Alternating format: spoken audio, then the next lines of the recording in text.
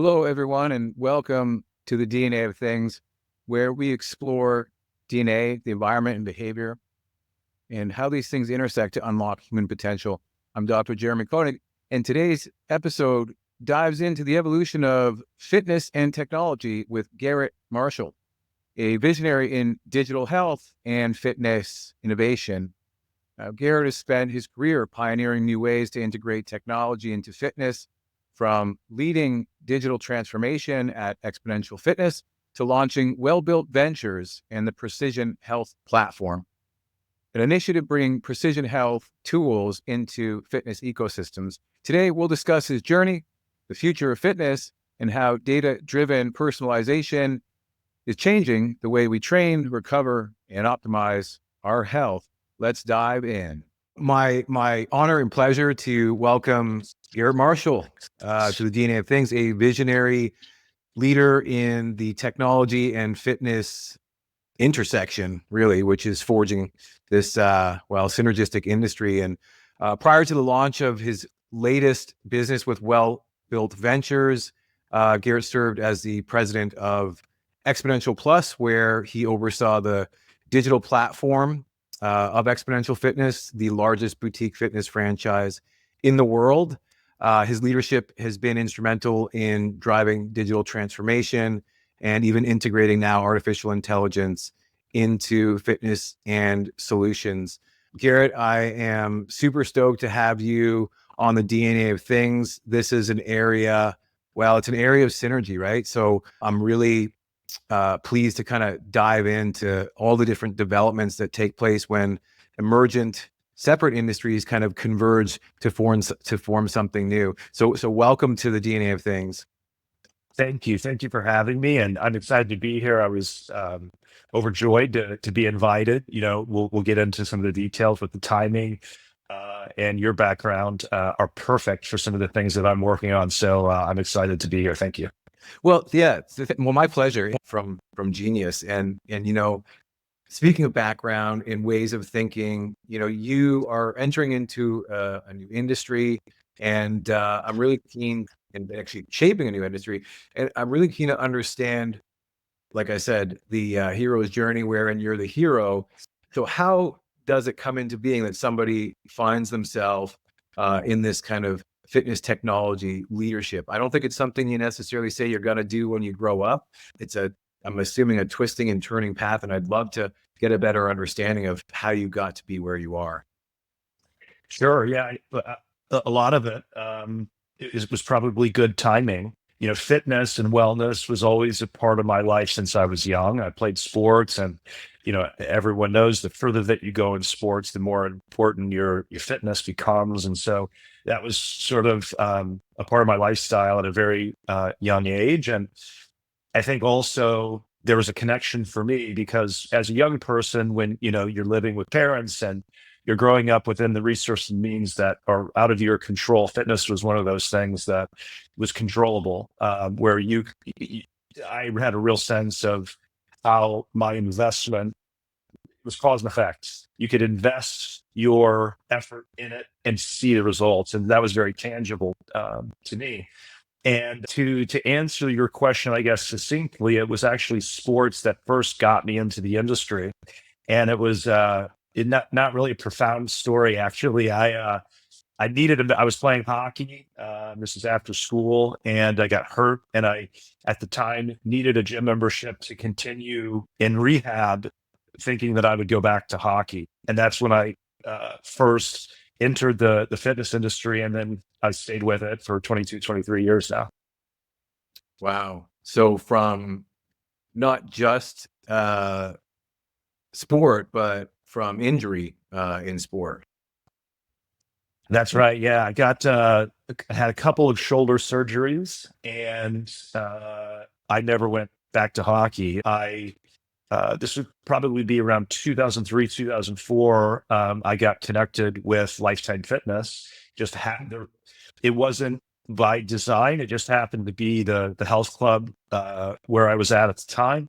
And I had a swim instructor's Red Cross safety certificate, which apparently licenses you to teach kids swimming lessons. So I started with that, and really it was just to get the membership to train and rehab. And this, I guess, is where the serendipity of timing came into play. I fell in love with Lifetime, and it was at a stage of their growth where there were a lot of opportunities if you were willing to work for them.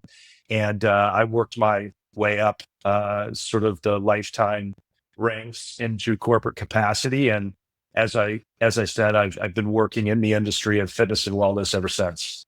Mhm. And so it was your experience with Lifetime that kind of springboarded you into more of the technology side of fitness. So like, when did that moment happen? And well, I mean, you're also into the, entrepreneurship side of things in terms of building companies, buying companies, and launching companies. So like, how did you cross that chasm using fitness as the vehicle? It's a great question, and it's perfectly chronological to the storyline here. So when I spent about, I think it was 5.5 years with Lifetime, during that tenure, Lifetime IPO'd for its first public offering. And I had a lot of success in various sales and business development roles, and just kept going up rungs on the ladder. And I now that I look back on that experience, I wouldn't trade it for anything, because one of the things that's really unique about the Lifetime Fitness business model, anyone who knows Lifetime, these are 100 to 2,100 square foot, almost country club like boxes. And in Lifetime, every individual business unit, whether it's a restaurant or a cafe, kids programming, aquatics, personal training, member activities, all of those businesses run on their own P&L. And Hmm. so as I got exposed to that, it gave me this really deep and comprehensive appreciation and free education on the nuances and levers to be pulled in a fitness business at the sort of largest scale. And that gave me, I've learned since then, a very unique outlook on how the fitness business operates. But to get back to your question, after 5.5 or so years with Lifetime, I won't go into all the details, but I decided to leave Lifetime. And at the time, I was thinking, I want to be an entrepreneur. And my professional experience was basically Pepsi and Lifetime Fitness, so larger companies. And I said, I want to start small. And so I joined a couple other founders in launching a business that at the time, this is 2007, was called Fitness on Request. And that was a that was a SaaS-based technology product. And when it initially launched, it was both hardware and software. And the basic idea was there was this, it's kind of funny to think about now, but there was literally a 60-pound steel kiosk that we assembled every component, even soldered pieces, to the motherboard. And you would take this kiosk and connect it to a large video display inside of group fitness studios, and it was loaded with fitness videos. So the value proposition was basically that any industry, whether you're a luxury condo, a university campus, a fitness center, anyone that had group fitness studios could use this product to make that space available 24/7. So in addition to your live instructor-led classes, you could implement this technology, and people could stream classes on demand in those off-peak hours throughout the day. And yeah, it's funny because we literally assembled every one of those components, soldered things on the motherboards in a on a motherboard in the back warehouse. We would ship those things out, and the purchase point back in 2007, 2008 was around $15,000 to $20,000. But it Wow. shows you how far. Yeah. The other thing to kind of put that into perspective is, like, 2007 was when the first iPhone was released. So Mhm. this was like really, really ahead of its time, and quite disruptive back then. But when I left Lifetime in Minneapolis, which is where Lifetime's headquartered, I stumbled upon these two individuals that had built this solution for small box key card access gyms that they owned, and I joined the team to help scale it to the broader industry. And so that was my genesis into technology, and that has technology, software, video distribution. Those have really sort of been the DNA or the nucleus of my experience ever since then. Wow. Wow. Okay. So, and so that did that morph into fitness on demand and then into Xponential Plus? Was that technology path? Pretty close. So, Fitness on Request, On report. which was born in 2007, rebranded after 3 years to Wellbeats. And a lot of people will know the Wellbeats name. That company sold for about $100 million a couple of years ago. But to take you back to around 2010, 2011, this was still a very disruptive product. We placed it in around 300 gym locations within 36 months. So it was very well received. It grew very, very quickly, but there was no competition in the market for this. I mean, we were the only ones doing this. And one of the struggles that I ran into was I was essentially the face of the business with customers, and the product started to experience some technical issues, and those came to me.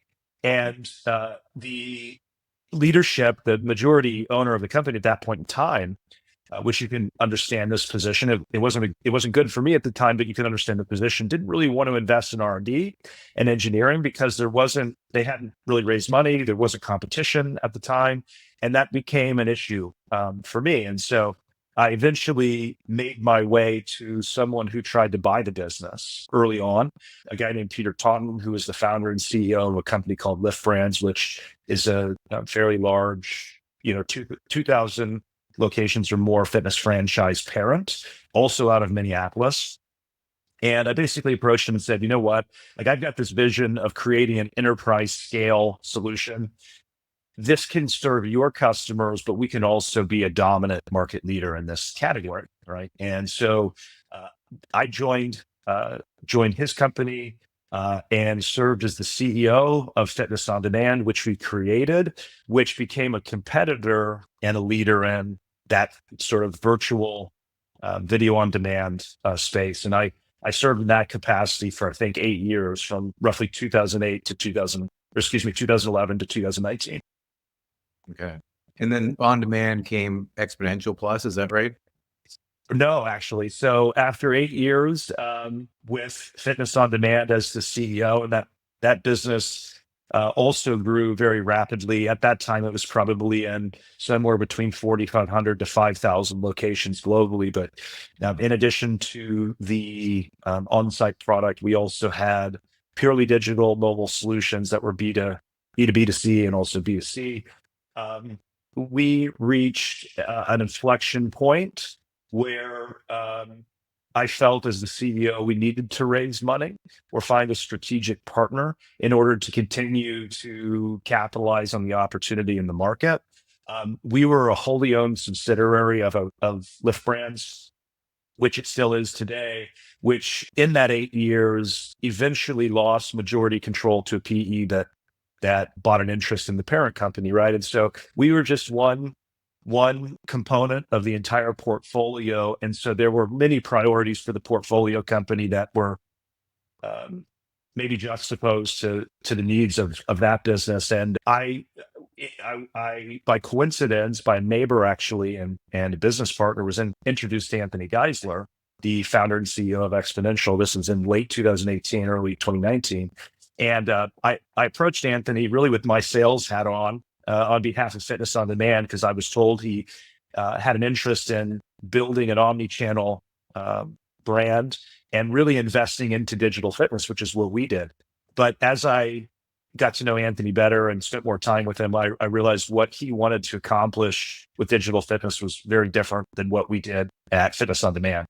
And so sort of one thing led to another. And at this point in time, just some context on, because it kind of sets the table for if we want to talk about what happened during my tenure at Xponential. Back at the end of 2018, early 2019, I think Anthony had acquired 7 brands. And during my tenure, which led up until last April, that number grew to 11 brands. So when I first connected with him, he expressed this interest in building an omni-channel brand experience and, thousands of locations, take the company public, et cetera. And he said, one of the unique challenges that we have as a franchisor is we don't actually have a relationship, a last mile relationship with the member, the end user, because as a franchisor, our customer is the franchisee, and the franchisee owns that relationship with the member. And he said that's something we aspire to change, not just because we want to own the relationship, because we can better empower our franchise partners that way by building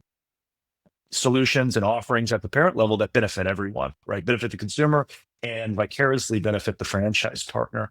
And so, one thing led to another. And he basically said, this idea of building direct to consumer products and infrastructure within our business does not exist today. So why don't you come on and you can build it from scratch? He and his partner funded the company almost entirely themselves. So, the appeal of being able to make decisions in his office and not deal with the politics and the layers of detachment from a private equity control, all those things were appealing. And in my view, I felt like moving more in the direction of mobile delivery, omni-channel, and these sorts of things were an opportunity for me personally to move closer to the consumer. And so I decided to join him. And my charter, when I started it was either March or April of 2019, was basically to build out a direct to consumer business unit in what at that time was a franchise fitness company. Got it. Yeah. So in those 11 brands, is that public knowledge that they're under the Xponential umbrella? Yes, and so since last year, actually going back to the early part of last year, they've divested a couple of those brands. But yeah, all the brands that they own are obviously public, as a publicly traded company, are public knowledge. Yeah. What are maybe some of the most prevalent brands among them? So a lot of people know brands like Pure Bar, Cycle Bar, Club Pilates, Rumble Boxing, Lindora, which is a recent acquisition in the December of 2023. That's a medical weight loss retail operator. Let's see, Stretch Lab is becoming, fairly well known. Most of these brands are multinational, hundreds of locations, in some cases, thousands of locations. So, but the common thread is they're all boutique. So they focus on one specific modality. Typically, these experiences are in a 2,000 to 4,000 square foot box, with a really sort of, depending on what the modality is, a really engaging and sort of theatric experience typically done in a group format. There are some exceptions to that. Yeah. Stretch Lab, as an example, they have some group programs, but the main product in that brand is a one-on-one stretch with a flexologist. But those are kind of the common threads that unite the brands that Xponential holds. Interesting. Yeah, I there was a while back I was in conversation with I don't what do you get the chief strategy officer. Gosh, I'm gapping on his name. I want to say Jared, just over at SE Brands. And one of their so they have like the Anytime Fitness. They've got what is it? It's not Orange Theory, but something like it. Gosh, I'm gapping on it now. But yeah, like a way to basically roll up these different ways of, let's say, fitnessing, which I think is actually a definition we should probably come back to. What is fitness? But actually, I even see this here, like locally, where I live right now in Halifax, Nova Scotia. There's actually a single entity that owns. Well, they would represent themselves as a single brand, but in I would say a 10-mile radius, they've got like a box fit version of their fitness centers, and more kind of a high intensity training location, a Pilates bar location, a more recovery location, but they're all under one brand, right? And your membership, I suppose, has certain tiers that would allow you access to, some or all of those. I don't even want to call them satellites, because it's totally this decentralized fitness experience, which is actually very different when you think about like how you started with, Lifetime, kind of all under one umbrella, even though each entity within was run as like as you mentioned, the single, P&L. You've now got these, different ways of experiencing your fitness, through these different modalities. And so it's really interesting, to hear how, behind the scenes, you've actually got some, kind of strategy looking to consider the individual consumer psychographics within that whole decentralized system. And so, that's really fascinating, because I think most people wouldn't necessarily see, the fitness operation perhaps is that really kind of sophisticated. The Yeah.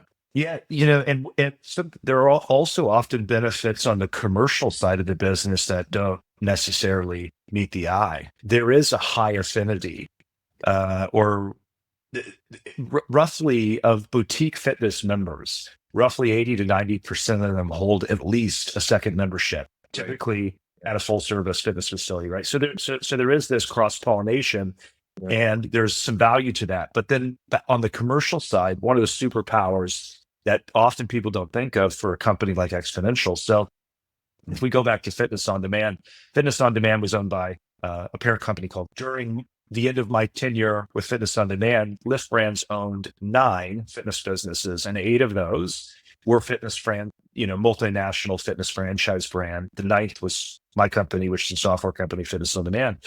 And, the idea of being able to do what you just described was always well known. It just never was really executed on.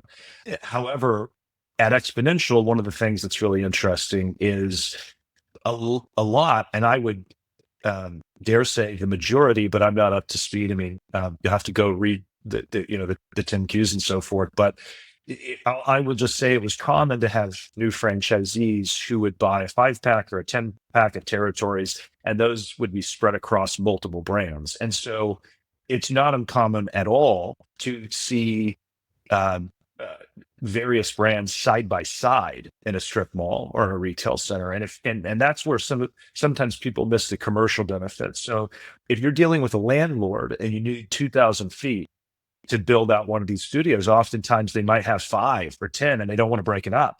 Right. So you go in and you go, okay, fine, we'll do 3 side by side. That's 6,000 feet. Right. And so then you think about the economies of scale, build out, negotiating real estate and all those kind of things. That really, there are commercial benefits that become tangible to the franchisee as well, not just the member. And so that very much has been and is a component of the exponential success. That's really neat. And you are, again, at that intersection of the consumer, in so far. Well, let me back up.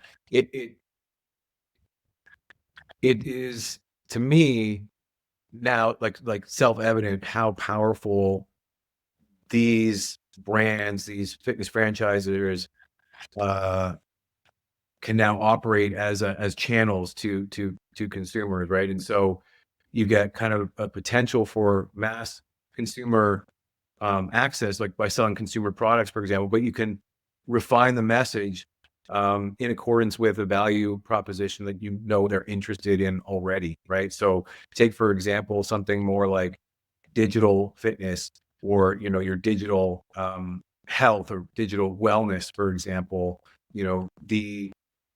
The actions that you're taking outside of the gym, because everybody knows it's not just what you do in the gym, it's what you do outside the gym as well. And so you're working on, an exciting new venture that's set to launch this year, and, really diving into that kind of, well, digital fitness twin, if you will, and interfacing with the customer in a different medium outside the gym, on their phones, for example. And so, can you share a little bit about, that venture that you've been working on? In fact, that's how I came to know you. We were introduced through, I think it was Chris Hansen, right? Is how Yep. we came to be connected. And, obviously he's a pioneer in the industry as well. And yeah, to the extent that you can and want to share this current venture that you're working on, I'd love to hear how your knowledge of the industry paired with now this second emergent industry of, digital health tracking, biohacking, at-home testing, et cetera, is another form of value that you're bringing into the industry. Yeah, of course. And it would probably be useful if I just isolate for a second, take one step backwards and sort of isolate what I specifically worked on at Exponential over the I, last yeah, 5.5 years, because it, it'll make it easier to explain what I'm doing now. So, as I pointed out, I was hired to build a direct consumer business in Exponential. And the lion's share of that was our digital fitness platform, which is called Exponential Plus. Now, I started with Xponential in March or April of 2019. So this is before COVID, right? And credit to the founder of Xponential, who had the foresight to see the importance of digital in the overall consumer experience, and to, I guess, recognize the fact that fitness consumption happens on mini plates, and that was known even back then. And so I spent about a year building out the business plan to launch this digital fitness platform. And right at the tail end of that, kind of like right before the curtains were revealed, COVID happens. And so we were a little bit back on our heels. We would have liked to be like 6 months further along, but in hindsight, thank God we were where we were at compared to a lot of the other players in the space. And so I was tasked with. I kind of want to walk through this journey because then it'll set the table for what I'm doing now. But I was tasked with how to figure out how to make digital profitable and scalable across. It was like it was really a pressure test for digital because at the time, I mean, we've all seen. I think COVID kind of accentuated the importance of having these more convenient last resort options for people who are busy or work on schedules or have kids at home or whatever the case may be. That wasn't so well um, embraced at the time. And then if you bring that inside of the environment we had at Xponential, you've got 9, 10, 11 brands that each have sort of their own ethos. Because for the most part, we would acquire brands once they would reach a certain level of proof of concept, and then plug them into our system and scale them. But they each had their own kind of culture and ethos when we acquired them. And then you have the franchise component on top of that, which adds another layer of separation. It's not just doing business in multiple countries. It's not just doing business across multiple brands, but it's also doing business as a franchisor or franchisee sort of relationship. And so back then there was, I I would say a strong skepticism over how digital might actually be directly competitive with our franchisees' brick and mortar business, right? And our live and on demand business, we scaled pretty quickly. And interestingly enough, a lot of people don't know this, but roughly in the beginning, roughly 90% of our customer base, and we reached hundreds of thousands of users, but 90% of that base and of the people who paid for that, it was roughly $30 a month, were not members of a studio simultaneously. And so we figured out how to make that digital component a very material top of the funnel component, right? We knew all along that if we could drive users into a studio, that's where we could provide the best experience because we control the ambience. You're there with a community of like-minded people who are ostensibly chasing the same sort of goals and health outcomes that you are, and so on and so forth. Then COVID happened, right? So we had to mature that and really produce the data to validate the importance of digital as a top of funnel. And so we crossed that milestone. During COVID, we, like a lot of fitness operators, pivoted to what I would call local live, where all of our franchisees and all of their fitness professionals and instructors started doing Zoom and Facebook Live from the comfort of their living room and their kitchen sometime, and that was a really important mechanism to maintain membership dues during the COVID period, right? But so you have that sort of live digital experience mixed in with what we're doing at the global level, live and on demand, and then sort of in the last phase towards the end of COVID and after COVID, the next phase of our evolution was really truly omni-channel third-party distribution, where we went out. We were creating a majority of the content for almost 2 years for the Mirror platform, which was acquired by Lululemon for $500 million. But our content, we were creating content that actually lived on that platform, that used our brands and so forth. We did a deal with LG US and put our content on all the consumer TVs in the United States. It's about 30 million devices. We put content in the staterooms or guest rooms aboard Princess cruise ships, which is a cruise liner owned by Carnival Cruise, largest cruise liner in the world, and on and on and on. We did relationships like this, and so there was a lot of learning and a lot of work to figure out how to maximize revenue across all these different ways that consumers could experience our brand while making sure that they were all synergistic to each other, right? And I think of that as really as a funnel, where you have low cost or free experiences all the way down to your premium experiences that you would obviously charge a premium for. So that's what I spent basically like the last 5.5 years doing. I resigned as a full-time employee in April of last year, April 2024. And I guess moving on to your question, what it was, it was really a personal decision. I felt like I had basically accomplished what I came to Xponential to do. Once this direct-to-consumer business had, mature teams in place, it was driving 8-figure revenue, 7 to 8-figure profitability, and it was scaled. I kind of felt like I did what I came to that company to do. And so as I started to think about what might be next, I had to spend some time trying to figure out like what unique value I could bring to the industry. And what became clear as I looked back on my last 3 businesses was the scientific growth systems that were very crucial to the success of my last 3 business pursuits.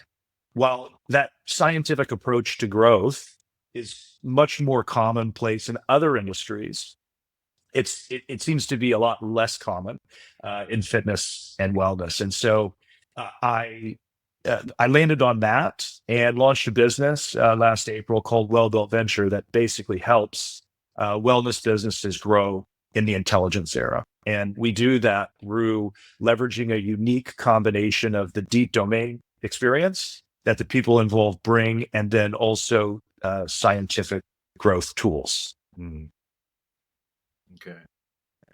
Very cool. Okay. And so that is well built. And now you're moving on to something that is what, an extension of that? Or is that its own venture in and of itself? And this I'm now speaking to the more kind of digital health and wellness for the individual consumer. Yeah, exactly. So that's Precision Health Platform, and I don't know exactly when you're going to release this, but since we're going to be launching that product publicly next Tuesday, it's likely it will have launched by the time this show airs. So as I said, like the elevator pitch for Well Built Venture is to partner with wellness businesses, typically that are pre-private equity, to help them grow, right? So small to medium-sized wellness businesses with a technical or digital slant, typically 5 to 20 or 5 to 25 million in revenue. And so that's the company. There is a concentrated area of growth that we became aware of and been focusing on over the last year in precision health, or some people might call it health optimization or engineered well-being. But this is a broad area that's very applicable to all fitness providers. And so for that reason, we've created a purpose-built product called the Precision Platform. This is what's going to launch next Tuesday. It's not a standalone brand. It's a product that's been built and created inside of the Well Built Ventures company. It's a very scalable and easy solution for many fitness providers to take advantage of, and that's what we'll launch next Tuesday. Right. And so what is that product, and what is your definition of success? Ooh, that's a good question. So the product is a collection of wellness tools in a single landing page that fitness providers can add to their website and their apps. Okay. And when they add this tool and combine it with the fitness services they offer, it's free to use. It's no code, but it unlocks new revenue streams. So these wellness tools are non-fitness wellness tools and services. So think, mental health, sleep and nutrition, telehealth, medication, sleep and recovery, and so forth. When they combine that with the fitness services they offer, they obviously unlock new revenue potential, but probably most importantly, they get access to physiological insights that allow them to better enhance the personalization of the fitness services that they offer, right? And by better personalizing, of course, that this improves member health outcomes, so it makes them better at what they do, and that should lead to increases in lifetime value. Right. So this is kind of like if I'm a fitness wellness provider, I get what, like kind of a white labeled experience that, I can then pull into my offerings, and I can, because, you get clients asking fitness trainers or nutritionists or, wellness consultants, oh, well, what supplements should I take, or what books should I read, or what tests should I purchase? So is it the idea that you're taking care of the curation and standardization of those better products and creating the point of sale interface for the customer of the wellness provider? So it's a kind of a B2B to C, type of solution that you're offering. Am I thinking about it right, or did I miss that? You nailed it exactly right, and I should have answered your question about what's the definition of success. So the basic idea is that in the intelligence era today, fitness and wellness products and services uh, are being are becoming much more precise and effective thanks to modern technologies, right? And so for fitness providers who fail to, I'm going to say, acknowledge, and we could talk more about this, but acknowledge or make use of the most effective tools that are available to consumers today, they're just going to get left behind, right? And these are things, all the things you've mentioned, things like semaglutide, GLP-1s, peptides, hormone replacement therapy, precision supplements, sleep and recovery products and services. And that's tricky business, right? Because as a fitness provider, it can be seductive to completely pivot and transform your business model and go, now we've got to be a wellness practitioner. That's not realistic, and that's not what this business is designed to do. Right. What's most important for the fitness provider is you have to get access to this data. You at least have, when you're personalizing your fitness products and services, you need to be able to at least acknowledge and take account of your members' holistic health picture. And if you aren't doing that, or you can't do that, it's going to limit your ability to be best in class and most competitive in what you do. So that's the product is built sort of with that paradigm in mind. So the way you described is exactly right. Like, to really dumb it down, this landing page is a curated, think of it like an e-commerce experience. It's a curated set of products and services from the best in class consumer brands. So the same consumer brands that consumers, and you pointed this out, which I think is right.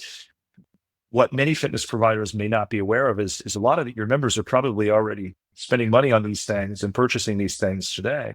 And so this brings them into a single landing page. You add a button. This landing page goes on your website. You add a button to your main navigation. It's a branded experience. It goes in your apps as well. And it allows you to, as a fitness provider, to participate in that revenue, but more importantly, get the data back, right? So these are real physiological, science-backed, sometimes biomarkers that help inform how you can better personalize your fitness products and services. So does that mean that you're going to have these individual lab providers, for example, right? Does that mean the results go into some fitness EMR, for lack of a better word, and are they all unified in one place, or is it that the individual results kind of come, in the format that they come from different providers? Like, what does that look like in terms of like the delivery experience? Like where, I'll give you an example. So I used to, well, I still do high performance coaching. I used to work with professional athletes. Now I do have some professional athletes I still work with. My services have changed a lot from what they were 25 years ago, but I do also work with entrepreneurs. And, I think about the more context that I have on their daily lives, the better that I can serve them, let's just say in a one-on-one consultation or in a group setting, for example. So if I have their sleep data from their Aura ring, or if I have their DNA insights and I know their food sensitivities, or I can see their blood biomarkers and I can see that, perhaps their fatigue is related, to specific vitamin B markers, let's say, I can be much more precise with my recommendation. So it is this high tech, high touch scenario. Now, I've run into instances where, and I still experience this now, it's very fragmented. So I pull from many different sources. Obviously, Yep. the standard is take the best sources from still those many different places, because like, who's to say that one location would be the best for everything? That's just not the case, right? So if I can pull from multiple sources and then funnel that into a single source of truth, my personal Tony Stark dashboard, the client gets, and then it plugs into my, list of clients. Like, is that where you're moving to? Is it there, or is it, kind of, we're building it as we go type of approach? That's a great question. And I'm glad you brought that up, because this is perhaps a competitive advantage. So it's all stored in a central location that is third party to the fitness provider. So the fitness provider has no HIPAA, GDPR, and they may oblige those compliances already, but it's not necessary in order to take advantage of this. So the data is stored in a third party centralized location. When a member when there's a new member event that occurs, this could be a biomarker face scan. This could be a lab test. This could be a new prescription via telehealth. An alert is sent to the fitness provider. The fitness provider clicks the link, goes to the secure location, and is able to read the data all in one place. Yeah. So the value is it doesn't put any additional compliance regulations on you as the fitness provider, but you get to see it all in one place. Right. I think the really important thing that fitness providers should take into account is that, like all forms of innovation, this is going to continue to evolve over time, right? And so for your everyday fitness professional, if you're a trainer or you're a digital fitness platform that's trying to create a very personalized and effective user experience, right? There's going to be a lot of data that my vendor partners provide that may not be relevant and practical to your day-to-day practice, right? You're kind of looking more for abnormalities. If they're blood biomarkers, right? You are looking at the biomarkers for which exercise and nutrition are a primary prognosis, right? And so part of the alert and notification engine that we've built is designed to call out those specific things so that those are actionable. Cool. Right? Actionable. So Yeah. so that's how it works. Got it. So that's really neat. So you basically pull in data sources, biomarkers. Do you do wearables as well? Is that part of it? Or is that Not currently. Okay. Not currently. We have a long list of roadmap things, but when we launch on Tuesday, the primary product categories are biomarker face scan, full set of at-home lab tests that can be ordered, and several telehealth services, hormone replacement, bioidentical hormone replacement, which is typically for women and becoming an emerging category, GLP-1s, and precision supplements. Gotcha. And now is this probably a US launch to start? Do you have plans to go global? US for now. See, part of the value of what I'm doing is bringing in and curating the best in class consumer products. So my ability to scale is somewhat influenced by where those businesses are operating today. Most of them are actually international, not all of them. But right now the focus will be in the US. Got it. Yeah. Okay. Well, that's exciting. Do you have, actually, I'll preface my next question with just kind of an anecdote, like with what you said in terms of bringing technology to the wellness coach so they can get back to doing more of what they're really good at, what their unfair advantage is. And, that somebody still has to have FaceTime with the client, right? Perhaps not all the time, but there is the high tech and there is the high touch, right? But the amount of high touch needed, I think you want to get to the minimum effective dose. And I think the client would say the same. It's like, hey, if I can get the same benefits in a 3-hour workout in 45 minutes, I like you and everything, but I'd rather see you less to get those results. And so having the technology point you to the precise set of, well, the recipe that is unique for each individual human, you're getting this kind of one size fits one versus one size fits all. And you know who did that really well was Precision Nutrition. You're probably aware of them, John Berardi. They exited to a PE firm in Boston, I think DV Ventures. But essentially, they started with. He was one of the guests on my podcast earlier this year, where he started the business as, effectively it was online coaching. I'm not even sure it was online coaching. It was really more selling nutrition information to people who were interested in that. And then they started doing online coaching. And then they started doing online coaching of coaches, again, specifically focused in the area of expertise of nutrition. So specifically working with physical trainers or fitness trainers who they don't want to go back to school, but they do want kind of university level competencies to get their clients results. Also, ended up looking really good on their marketing page to say that they were certified under Precision Nutrition. And so then it evolved from coaching clients to coaching the coaches. And then they built the software where they basically took their methodology, like a 1-year program, and then they would coach their clients through that, set of principles. And then they would have a kind of weekly coaching sessions. And, that was really effective insofar as helping hundreds of thousands of individuals get fitter, all through this technical solution, which was actually, there were no products there per se. It was really more of, well, the product was the program, right? Like the education program. But, I always thought with them, it's like, oh yeah, you could add on, all of these, additional components. But the thing that they had revolutionized years ago was to deliver the client, well, here's your landing page, here's all your marketing material, we're going to help you get customers, keep customers, and you're just going to focus on coaching. And so that was really neat. But now to fast forward, 10 years since, there's the emergence of all these different, wellness products. And so again, the challenge of bringing them all under one umbrella is no small deal, right? Like if you're going to be curating that, there's, I think, a ton of checks and balances that you're doing on behalf of the coach. I'm sure you're making those, highly visible because, and as you said, GDPR and HIPAA and all that is no small deal either. And, but essentially providing that service, which is like on the level of like your consumer reports and doing that research on behalf of the wellness providers. Now, are those wellness providers, are they individual coaches? Could they be individual coaches? Are they like franchises? Like could a Lifetime fitness franchise use this? Like what's your thinking in terms of distribution channels? Yeah, it's completely scalable. So you can go on the website, maybe we can link it in the show notes or whatever, and see all the vendors.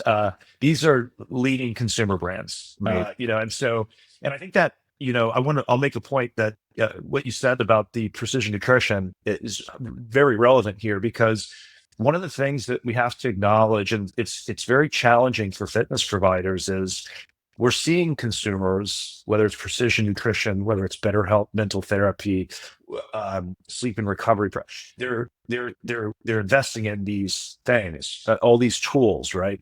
And this is really about helping the fitness provider maintain a position of influence. Because you don't, if you are a fitness operator, and let's say you're specifically a brick and mortar fitness operator, you do not want to be relegated to just selling a box with equipment in it, right? Because that, we in the industry, we know the membership dues are being bastardized, right? There are a lot of great products out there for $10 a month. In fact, I spoke at an event on behalf of ABC about a month and a half ago, and we met some leading club operators out there and toured a few locations. And I went through the newest EOS location in Scottsdale, Arizona. I was absolutely blown away by the value that they can provide for $10 a month. So that's where membership dues are headed, right? Right. And so, sorry, that was Lifetime. EOS. That was EOS. So what is EOS? EOS is a low cost, high volume brand Okay. that sells a single membership at $10 a month.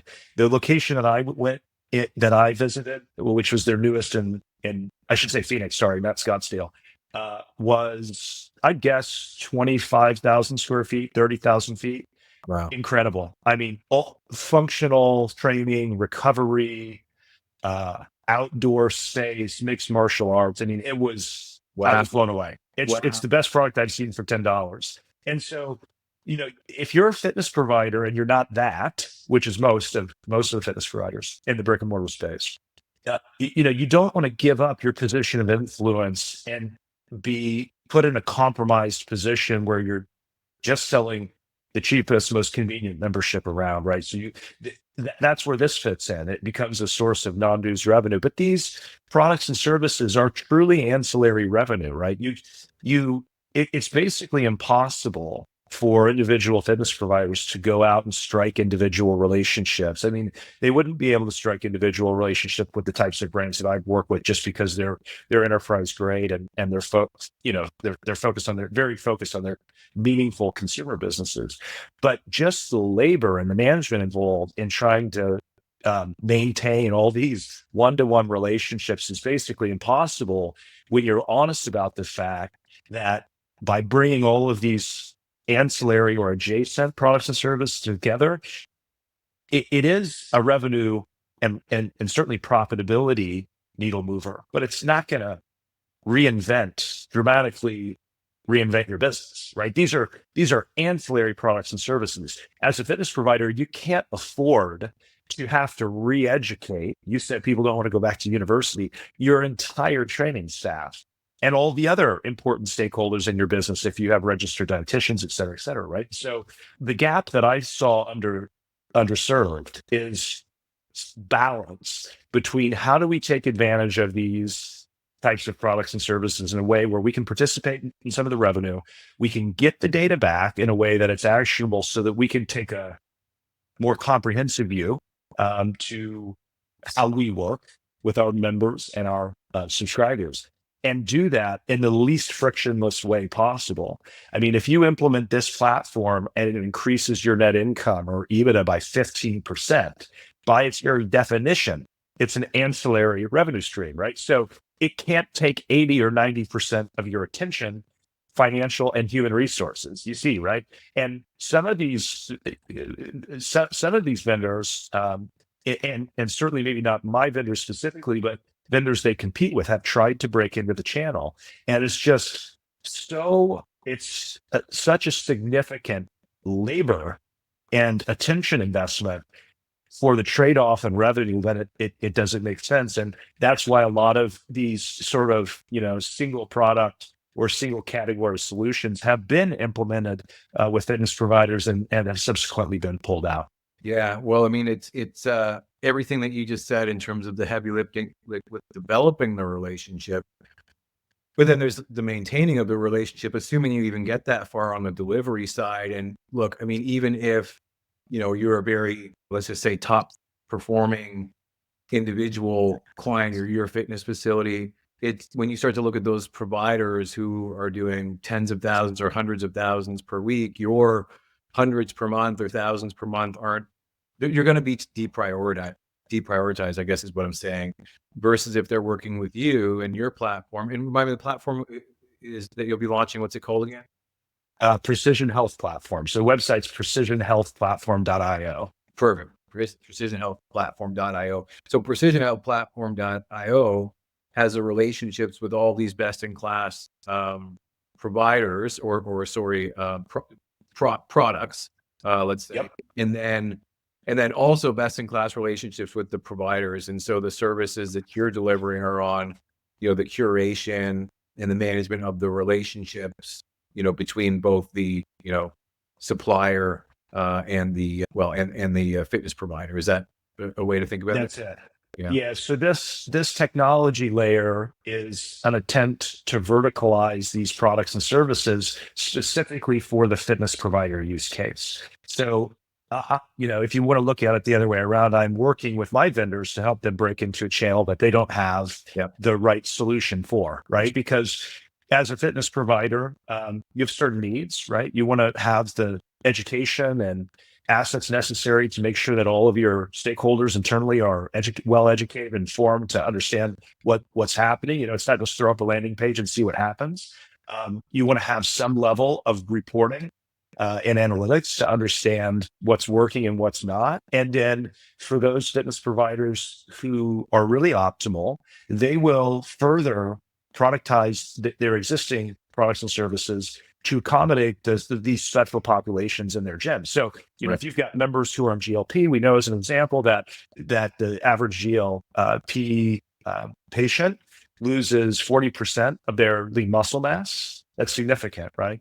Yeah. And or 40% of their body mass, and a significant amount of that is lean muscle mass. They should be involved in strength training for the best results, right? And so, you, as a fitness provider, you can leverage that data to expand or calibrate your own product menu to better serve your member population. You don't have to do that.